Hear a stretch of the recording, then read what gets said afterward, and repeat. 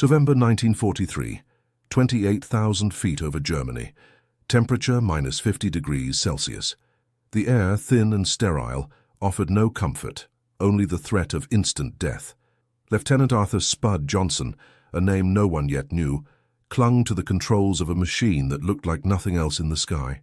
Twin booms trailed behind the central nacelle like spectral wings. A deep, unforgiving roar vibrated through his skeleton. This was the P-38 Lightning, and it was screaming towards a hostile environment for which it was perhaps never truly ready. Below him, like silver coffins against the vast, pale canvas of the Reich, a formation of B-17 flying fortresses held a slow, agonizing course. They were the bait. Johnson's machine, codenamed Forked-Tailed Devil by those on the ground who saw its silhouette, was the promise of protection, a promise the pilots didn't yet believe. Suddenly the silence of the radio crackled into life, a breathless warning tearing through the static. Bandits 12 o'clock high, closing fast. It wasn't a dozen Messerschmitts. It was the whole damn storm. The Second World War was a brutal testing ground, a relentless crucible where technology either triumphed or failed under the weight of industrial scale and human fear. But no American fighter entered the fray with a more conflicting identity than the Lockheed P-38 Lightning. Its very design was a contradiction. The U.S. Army Air Corps demanded a pursuit aircraft capable of intercepting bombers at 20,000 feet, boasting a top speed of 400 miles per hour, and carrying armament heavier than anything yet conceived. The result, designed by the genius of Clarence Kelly Johnson and his team, was a technological leap. A high-altitude, twin-engined monster that sacrificed the aesthetic grace of its contemporaries for brutal, uncompromising performance. The irony was crushing. A machine engineered for the future was initially treated like a clumsy relic. Early tragic losses were attributed not to enemy fire, but to a terrifying, unexplored phenomenon, compressibility. At speeds nearing the sound barrier during steep dives, the air flowing over the P-38's wings became uncontrollable, locking the elevators and sending pilots to their doom. The solution, an innovation called the dive flap, was still months away, and in the meantime the P-38 was labeled by some as dangerous, unwieldy, and cursed with a heavy nose. We knew what we had. We had twin Allison engines, a concentrated firepower package of a 20mm cannon, and 4 .50 caliber machine guns right in the center mass. No convergence issues. If you hit your target, you vaporized it. The twin-boom design wasn't just for cooling, it was for lift, for range. But the boys flying it? They saw the accidents. They saw the early losses in the Aleutians, the frustrating start in the ETO. Doubt is a poison, and it was dripping into every cockpit. Adapted from the memoirs of a Lockheed test engineer, the German High Command, the Oberkommando der Luftwaffe, initially dismissed the new twin-tailed fighter.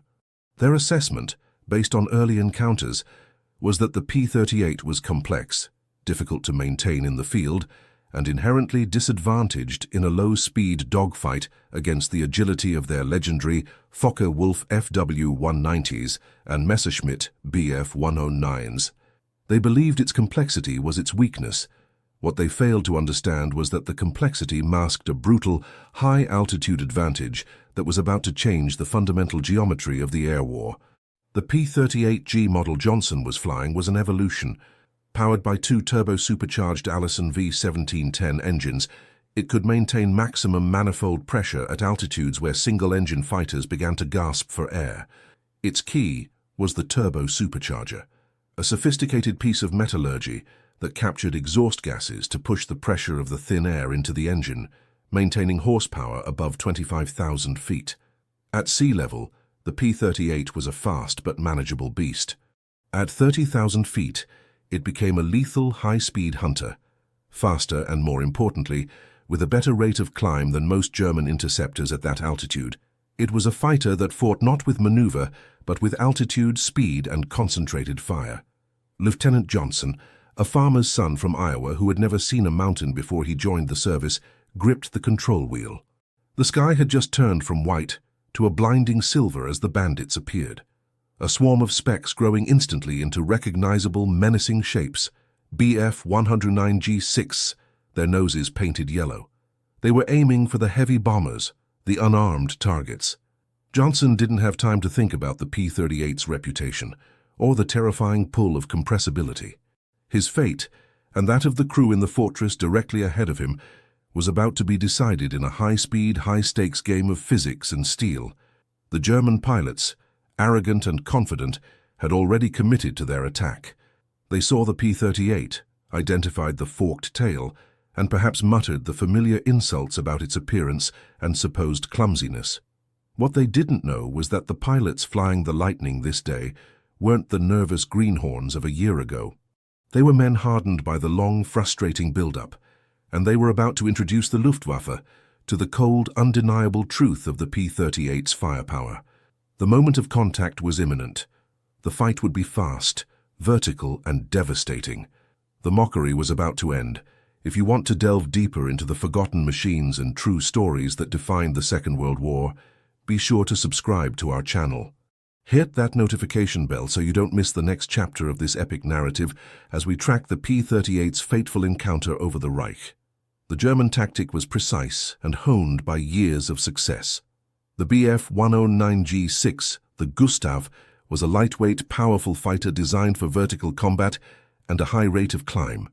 Their strategy against the lumbering, heavily armed B-17s was the classic hit-and-run pass: dive from above, exploit the sun, fire the 20mm cannon and the pair of 13mm machine guns, and use the momentum to escape before the fortress gunners could react. They were prepared for the P-47 Thunderbolt, the Jug, a tough radial-engined brawler, and the new P-51 Mustang, the low-altitude Star.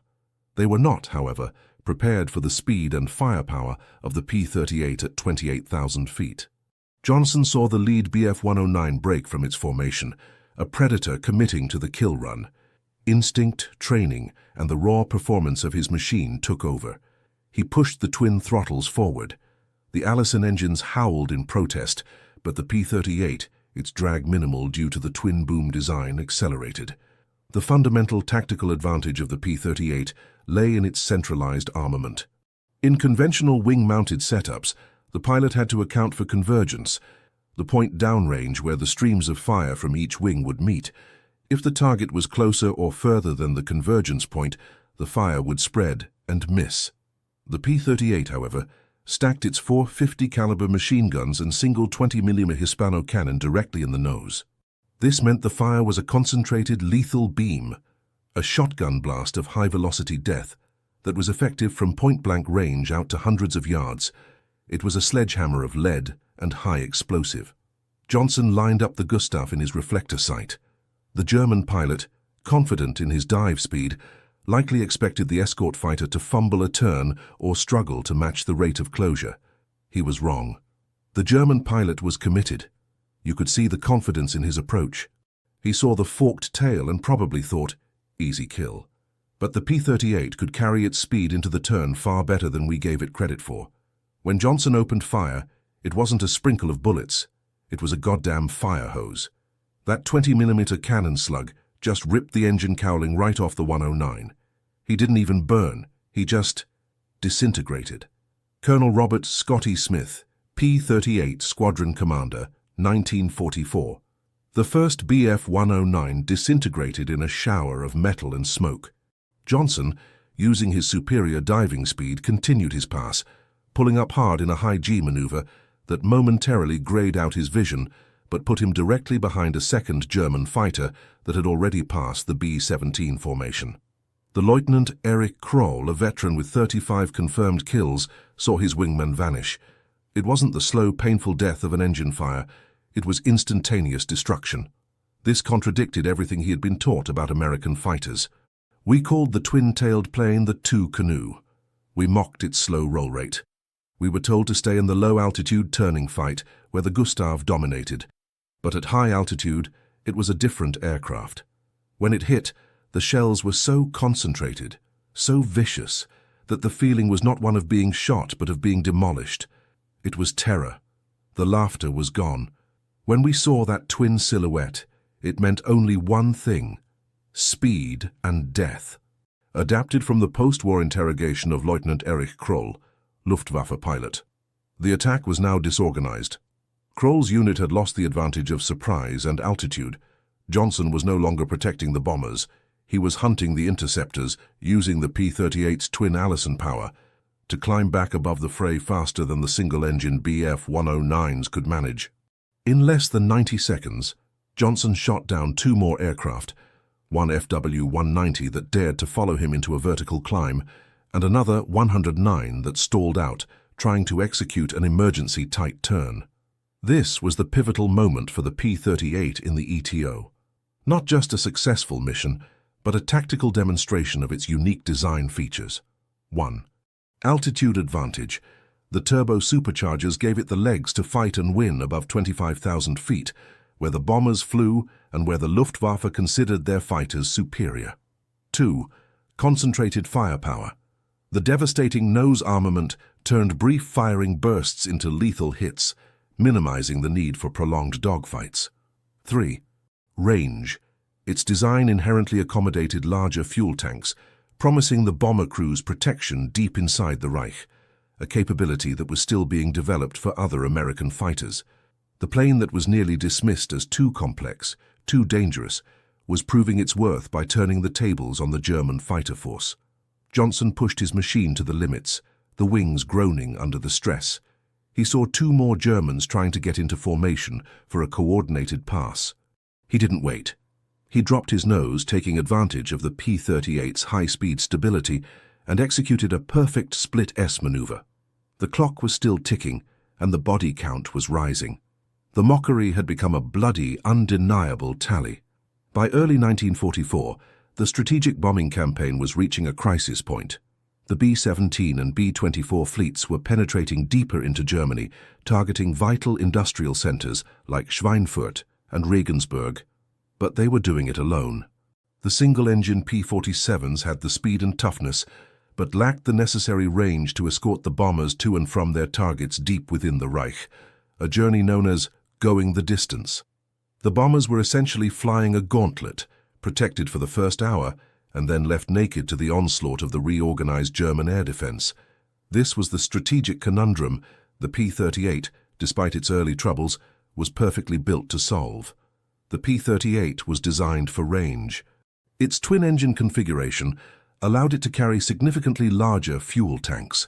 More crucially, the development of droppable external tanks, the famous drop tanks or ferry tanks, transformed the P-38 from a long-range fighter into a strategic weapon. In 1943, the U.S. Army Air Force suffered devastating losses on deep penetration raids, sometimes losing over 20% of a single formation. The lack of escort beyond the halfway point was the primary killer.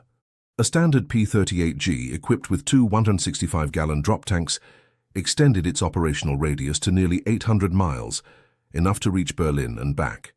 This was the industrial-scale solution to a tactical nightmare. Flying the long escort missions was a test of endurance, both for the machine and the man. A typical mission could last 6 or 7 hours, far longer than the human body was accustomed to in a cramped, frigid cockpit. The P-38's cockpit was surprisingly spacious compared to the Mustang, but it was also chillingly cold at altitude, often leading to frostbite. Pilots had to master the delicate art of fuel management, switching the fuel supply between the drop tanks and the main internal tanks without starving the engines. A wrong flick of a switch could mean the catastrophic failure of a 1,500 horsepower Allison engine. The P-38 pilots, once the objects of pity, became the most critical asset in the war, the shepherds of the bomber flocks. We had flown 3 missions over the Ruhr without seeing a friendly fighter after the first hour. It was like watching your insurance policy expire right when you needed it most. Then one day over Bremen, we saw them, the forked tails, high above us, glinting in the sun. They didn't fly close like a protective blanket. They flew high and wide, the eyes of the formation. Just seeing that silhouette gave every tail gunner and bombardier a shot of pure courage. We knew then we were going to make it home. Sergeant Frank Rocky Russo, B-17 ball turret gunner. The German High Command was slow to recognize the extent of the P-38's extended reach. They had established interception points and flak zones based on the known limits of Allied fighter ranges. The sudden appearance of the P-38 deep within the Reich, where only the slow, lumbering bombers were expected, introduced a level of chaos into their defense planning. The most successful P-38 missions were those that leveraged its speed and range for reconnaissance. Fitted with cameras in its nose, the F-5 Lightning, the P-38 flew solo missions at breathtaking speed and extreme altitude, often above 35,000 feet, daring the Luftwaffe to intercept. These missions were a psychological terror. The German radar operators would track an incredibly fast, high-flying blip that was untouchable. These reconnaissance missions provided the intelligence for D-Day and the bombing accuracy that crippled Germany's oil supply. The Luftwaffe's desperate response was the development of heavily armed specialized interceptors, such as the Sturmbok FW-190s, armored beasts designed to destroy the bombers, not fight the escorts. This shift in focus, forced by the presence of the long-range P-38 and P-51, diverted German resources and manpower away from developing true air superiority fighters. The P-38 didn't just shoot down planes, it forced the enemy to fight the wrong war. The stage was now set for the ultimate showdown. The technological advantages of the P-38 were now fully realized, the pilots were veterans, and the Reich was hardening its defenses for the inevitable knockout blow. February 1944. Operation Argument, known as Big Week. The target, the German aircraft manufacturing complex. The goal, to annihilate the Luftwaffe's ability to wage war before the impending invasion of Europe. This was the largest coordinated air assault of the war, a brutal, relentless aerial battle that stretched the limits of human and mechanical endurance. The P-38 squadrons were assigned the longest, deepest escort legs.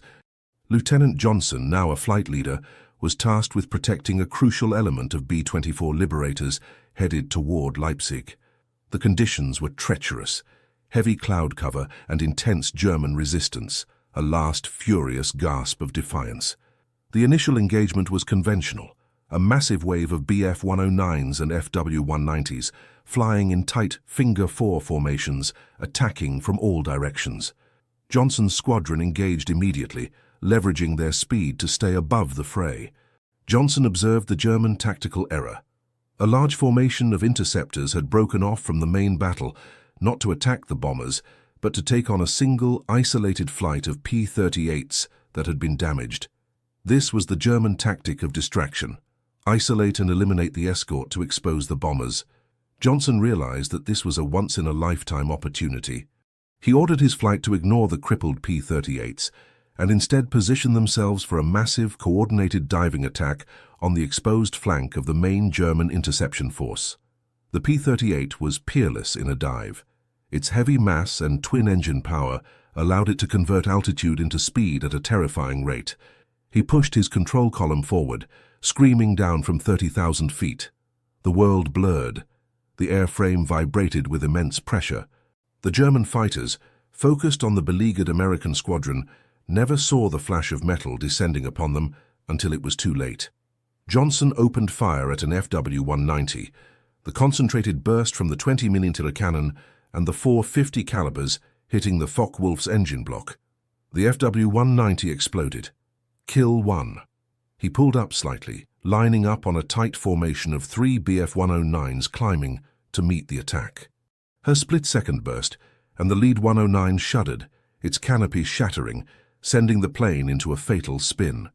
Kill 2.